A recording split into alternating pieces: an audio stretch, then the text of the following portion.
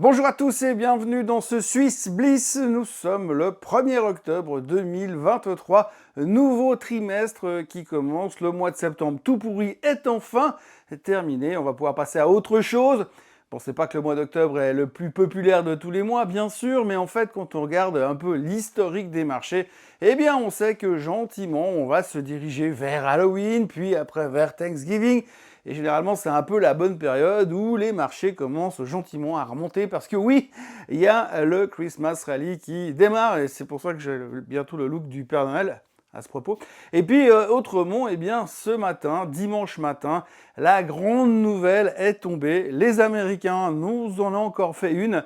Ils ont réussi 3 heures avant la date limite à trouver une solution pour éviter le shutdown du gouvernement américain. Bon, alors vous savez que le shutdown n'aurait théoriquement pas changé grand-chose à la destinée des marchés puisque globalement on sait que historiquement parlant, là aussi, finalement, ça se finit toujours bien. Et puis, la libération, le moment où ils trouvent la solution pour régler le problème du shutdown, le marché remonte. Là, il n'y aura même pas besoin puisque les marchés vont bien saluer la chose probablement lundi matin. On a trouvé une solution. Bon, c'est une solution temporaire, mais un peu comme dans tous les films d'action où il y a une bombe avec un espèce de réveil qui fait tic-tac, et qui fait 2, 3, 2, 1, 0.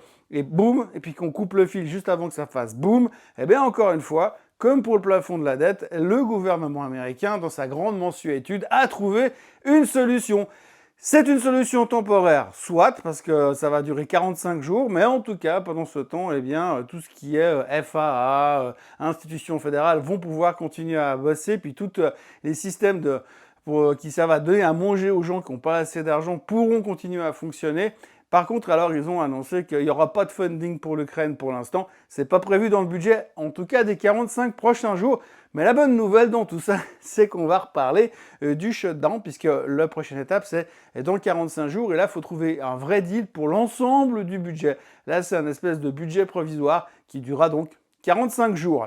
Mis à part ça, on va faire le point sur les marchés financiers, sur tout ce qui s'est passé cette semaine en Suisse et dans le monde. Et on se retrouve juste après ça.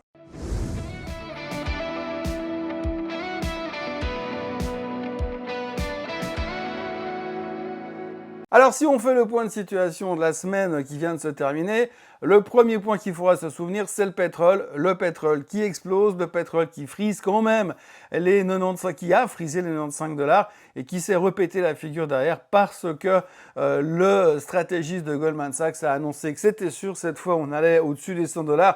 Donc du moment où on est convaincu qu'on va à 100 $, eh bien finalement on ne veut plus y aller. En tous les cas, techniquement, on a atteint un point important. Derrière, il y a eu un espèce de mini sell-off. C'est pas terminé. La question sera de savoir jusqu'où va aller le pétrole à la baisse. Mais on va en parler tout prochainement parce que le problème des inventaires n'est absolument pas réglé. Le repli qu'on a eu l'autre jour est quand même quelque chose qui a été déclenché à cause des paroles et finalement de prise de profit après un mouvement assez spectaculaire.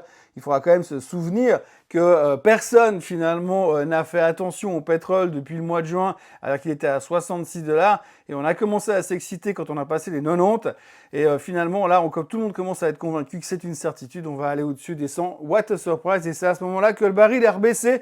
Donc ça c'était un point assez important qui a fragilisé quand même les marchés durant la semaine, fragilisé en même temps avec le rendement du 10 ans. L'association des deux était quelque chose d'assez explosif pour les marchés puisque le rendement du 10 ans américain, vous l'avez vu, a été cherché jusqu'à 4,60 je crois. Donc on commence à s'inquiéter un petit peu. C'est vrai qu'aujourd'hui, à 4,60 de rendement, c'est plutôt intéressant. Le 30 ans est même plus élevé que ça encore. Donc vous vous dites qu'il y a quand même de quoi faire et de se dire, bah oui, tant qu'à prendre des risques sur les marchés equity après un rallye spectaculaire cette année, pourquoi pas mettre une partie de mon portefeuille en obligataire avec du 4,6%. Et quand on écoute Monsieur Ackman et Monsieur Gartman qui parlaient en fin de semaine dernière, les deux gérants de hedge fund sont venus nous dire que pour eux, on allait à 5% de rendement sur le 10 ans dans les semaines à venir.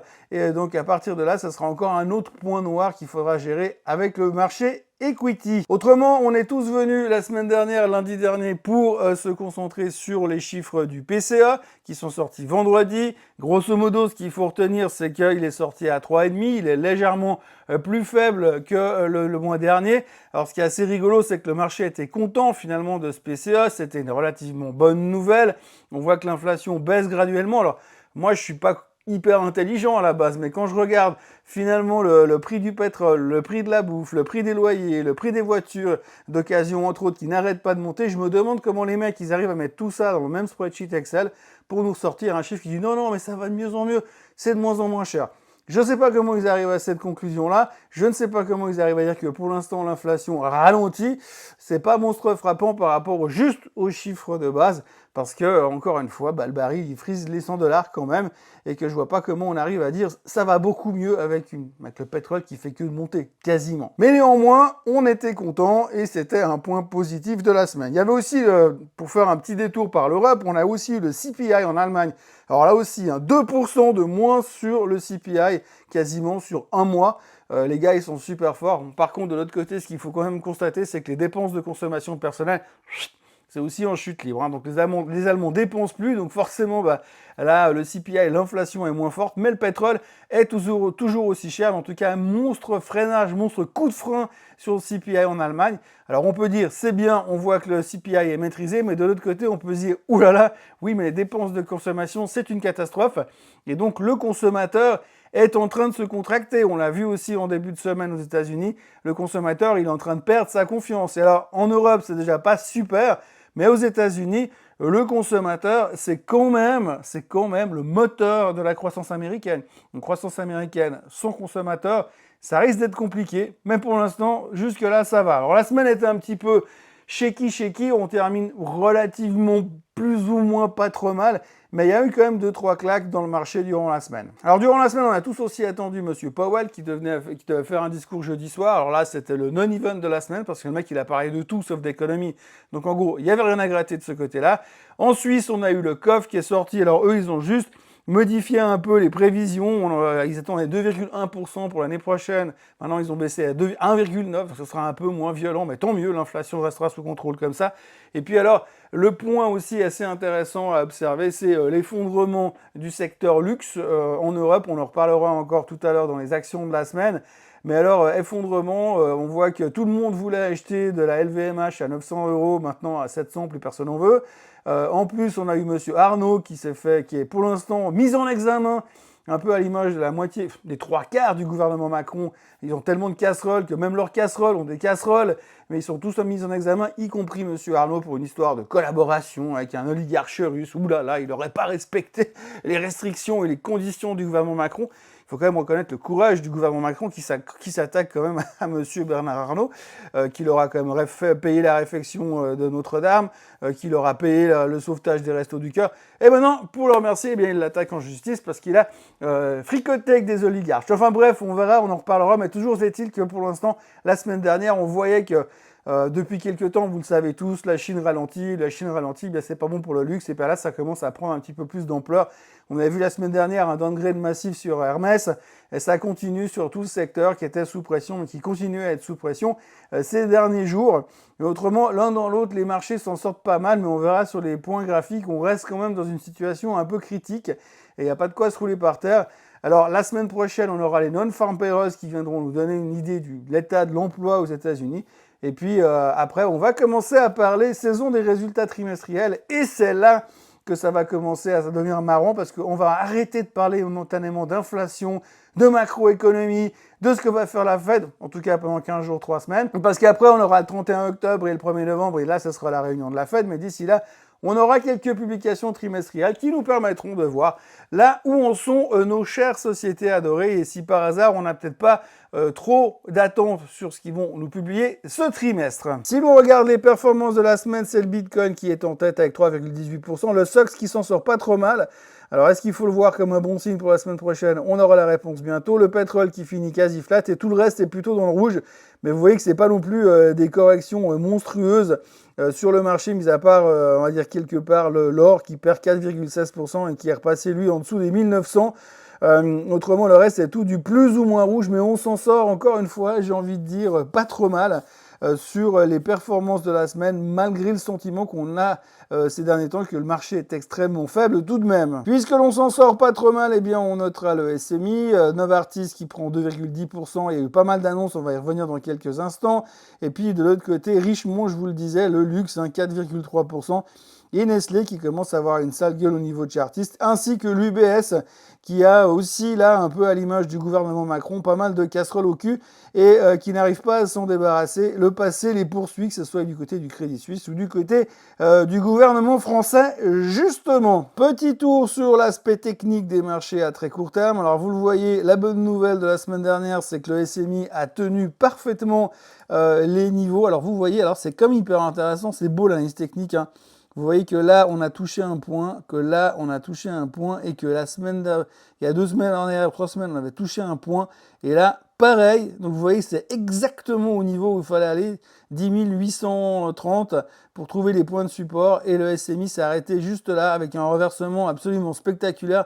Si je zoome un peu, vous voyez le candlestick de renversement qui est quand même assez important.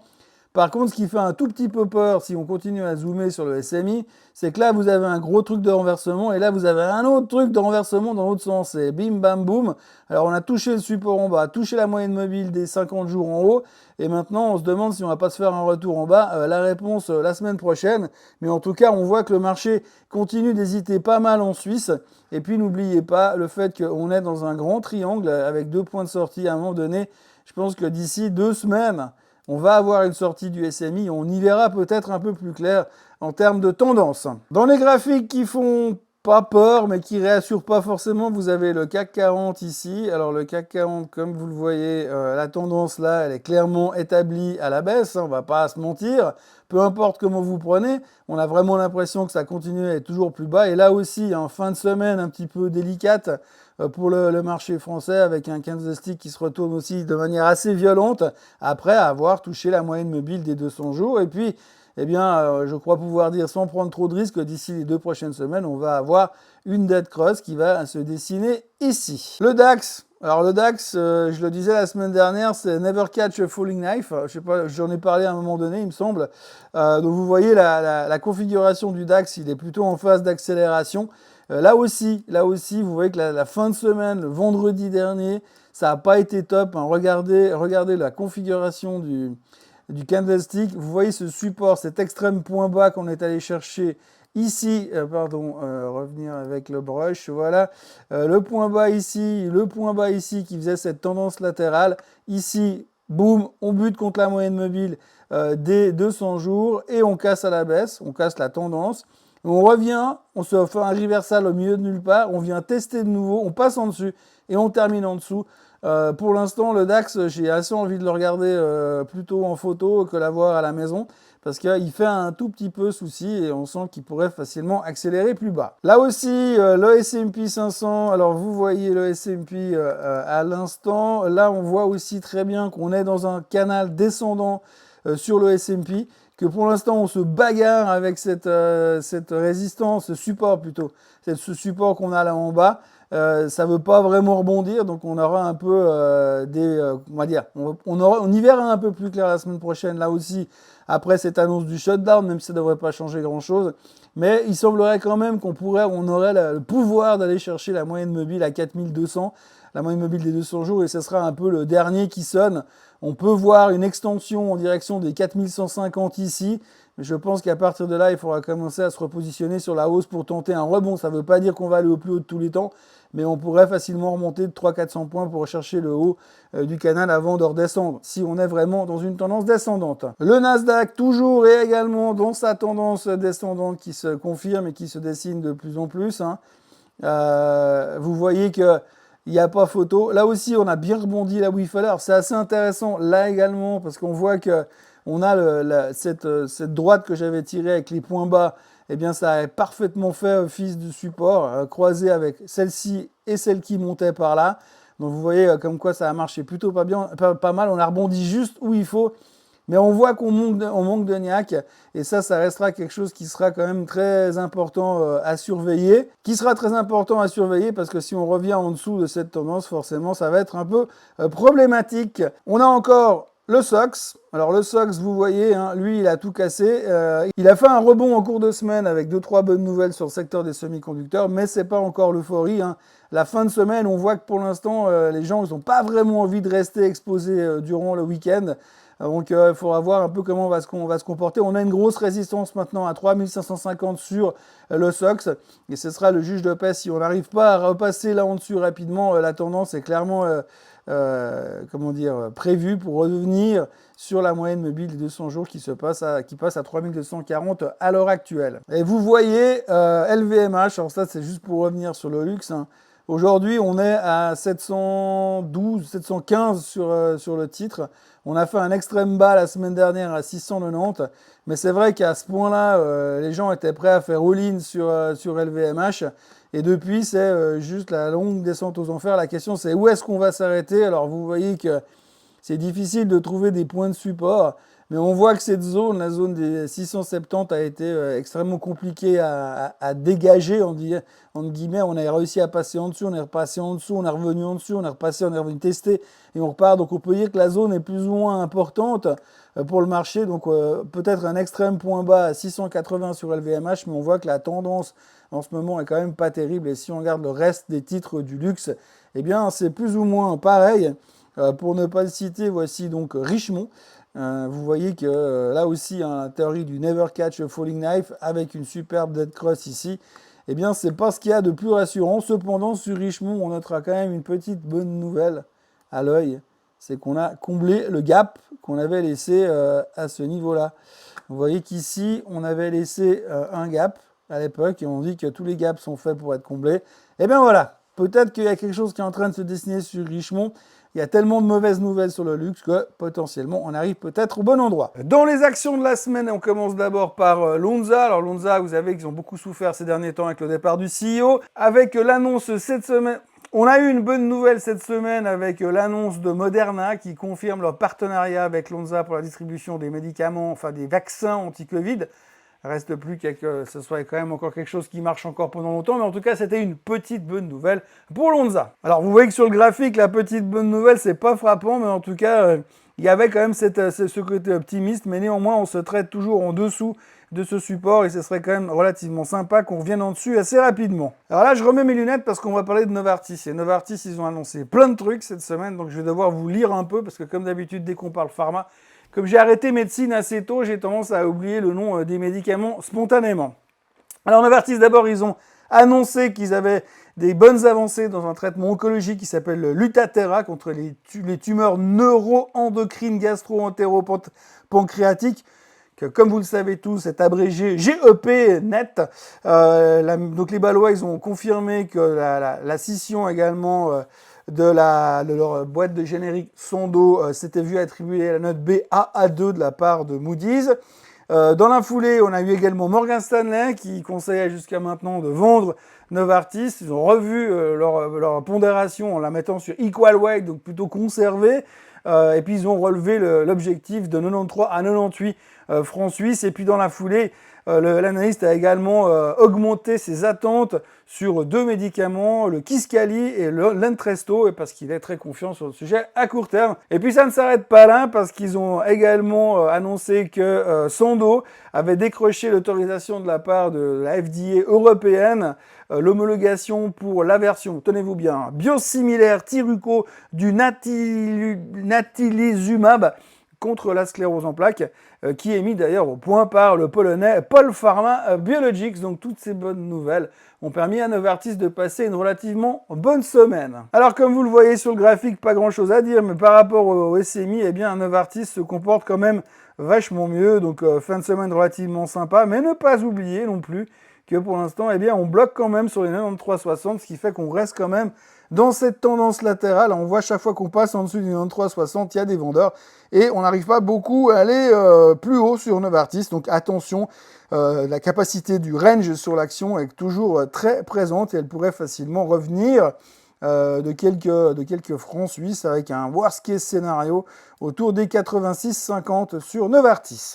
Puisque l'on parlait du luxe, eh bien, on notera que Swatch a fait des déclarations assez positives puisque Nick Hayek a annoncé qu'il était sur le bon chemin pour battre un record au niveau de chiffre d'affaires en monnaie locale, donc en francs suisses, cette année, plutôt optimiste globalement. Et puis de l'autre côté, eh bien, vous avez un broker américain qui est venu downgrader le titre en déclarant que effectivement ça allait mieux chez Swatch, ça allait bien, qu'il y avait des bonnes perspectives, et surtout la collaboration avec la Blancpain fonctionnait très bien. Enfin bref, pas mal de choses positives, mais néanmoins ça ne suffirait pas pour compenser le ralentissement des ventes avec la Chine et que ça allait rester très très compliqué pour la société. Donc on a préféré écouter quand même un petit peu plus l'analyse que Nick Hayek. Résultat, le titre a fait ça. Donc vous voyez la partie verte de ces 5 dernières séances, eh bien c'est relativement bien comporté. Ça c'était les bonnes nouvelles.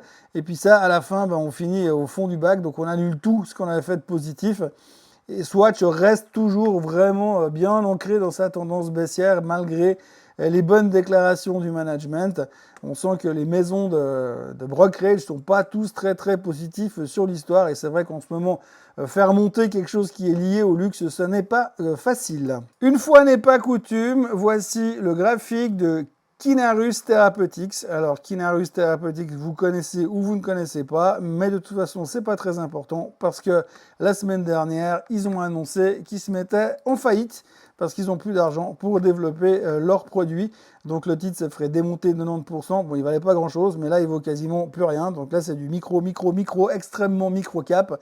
Et donc, Kinarus Pharmaceutique est la faillite de la semaine en Suisse. Roche a signé un accord avec le Californien Ionis Pharmaceutical. Ça concerne des développements sur des médicaments expérimentaux pour l'ARN, pour le traitement des maladies d'Alzheimer et de Huntington. Et si jamais, alors ça fait beaucoup de si et beaucoup de conditionnels, mais si jamais ces deux médicaments étaient homologués et homologables et étaient utilisés à terme, eh bien c'est Roche qui détiendrait la totalité des droits pour le monde entier. Alors Alzheimer, c'est un truc qui est hyper chaud bouillant, tout le monde est derrière pour essayer de trouver la solution. Et si jamais ça devait marcher, ça pourrait être extrêmement positif, mais là on est vraiment à un stade de développement qui est vraiment très très tôt. La nouvelle est positive, mais ça ne va pas changer la face du monde dans l'immédiat pour le bon rush. D'ailleurs, on l'a vu clairement sur le chart, puisque vous voyez que le bon rush se maintient tant bien que mal dans cette zone, mais ne fait absolument aucun signe de vouloir s'inverser. Et quand on regarde la nouvelle, a fait monter le bon rush durant la séance, puis on s'est rendu compte qu'effectivement, c'était pas du pour demain. Résultat, on finit quand même plus ou moins au plus bas. La semaine dernière, c'était pas la semaine de l'UBS. Ils ont préféré quand ils ont pu annoncer 29 milliards de bénéfices. Mais là, en l'occurrence, ils sont en train de se bagarrer toujours avec le gouvernement français qui les met en porte-à-faux par rapport à une histoire d'évasion fiscale. Vous vous souvenez, il y a plusieurs années, ils leur ont collé une amende monstrueuse. UBS a fait appel. Aujourd'hui, le gouvernement a écouté l'appel. Maintenant, il se pourvoit en cassation. Enfin bref, là, il faut être avocat pour comprendre. UBS pourrait quand même être condamné pour évasion, blanchiment, fraude fiscale et tutti quanti. Alors les Français, ils n'ont pas lâché le morceau, forcément. Et dès qu'il y a quelqu'un qui fait plus de conneries que le gouvernement Macron, eh bien, on lui tombe dessus. Il ne faut pas le laisser passer au passage. Il faut aussi noter que pour avoir des paradis fiscaux, eh bien, il faut aussi que des enfers fiscaux existent. Et la France, on est l'exemple parfait. Malgré tout, l'UBS est sous pression de ce côté-là. Et puis de l'autre côté, eh bien, on a eu aussi le DOJ, le département de la justice américain, qui a sorti une liste de banques qui auraient aidé les Russes, les oligarches russes, à faire un peu passer l'argent qui devait être bloqué durant la guerre en Ukraine à un autre endroit, discrètement. Et puis dans la liste, eh bien, il y a le Crédit Suisse. Quelle surprise. Et donc il y a le Crédit Suisse, et comme le Crédit Suisse aujourd'hui appartient à l'UBS, eh bien c'est l'UBS qui va devoir faire face à ces accusations. Pour l'instant, c'est le début de l'histoire, mais on n'a pas fini d'en parler parce que dès qu'il y a de l'argent à gratter, on sait que le DOJ, c'est le premier à fonctionner. Et puis on va terminer donc la semaine avec ce chart. C'est le chart de AMS Osram, le titre le plus volatile du marché suisse quasiment. Alors, vous voyez qu'à AMS, ils ont fait une plongée de 20% sur la semaine, puisqu'on a entamé la semaine autour des 5,50 et qu'on la termine à 4,31,60. AMS Osram, il n'y a pas grand-chose à dire sur le graphique, ça ressemble plus du tout à un graphique, mais plutôt à une condamnation à mort.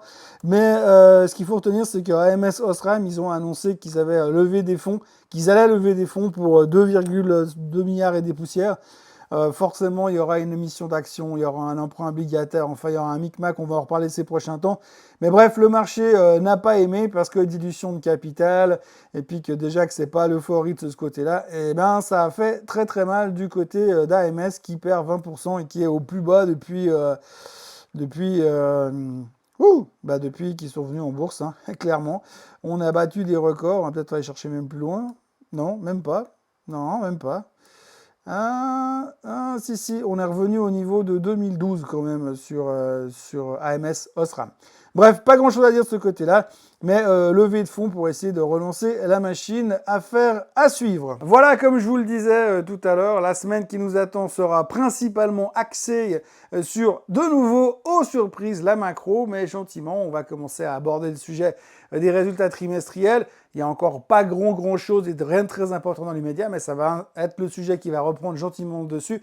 Au niveau de la macro, eh bien, comme tous les premiers vendredis de chaque mois, nous aurons les non-farm payrolls, qui sera bien évidemment le chiffre clé pour savoir si la Fed va faire ou ne va pas faire quelque chose lors du prochain meeting de la Fed. À noter que le PCE qui est sorti vendredi, qui a été considéré comme bon, a permis aux gens de se dire « ouais, il y a quand même très peu de chances ». On parle de 15% de probabilité de voir une hausse des taux lors du meeting du 31 octobre et du 1er novembre. Voilà ce que l'on pouvait dire sur cette semaine. Moi, il me reste à vous encourager à vous abonner à la chaîne Swissquote en français, à liker cette vidéo et à venir me retrouver demain matin pour un nouveau Morning Bull Live. Et d'ici là, passez une excellente fin de semaine, enfin un excellent week-end, un excellent dimanche. Profitez bien de votre famille et de tout le reste. Et puis, bien, on se voit demain matin à la première heure. Bye bye.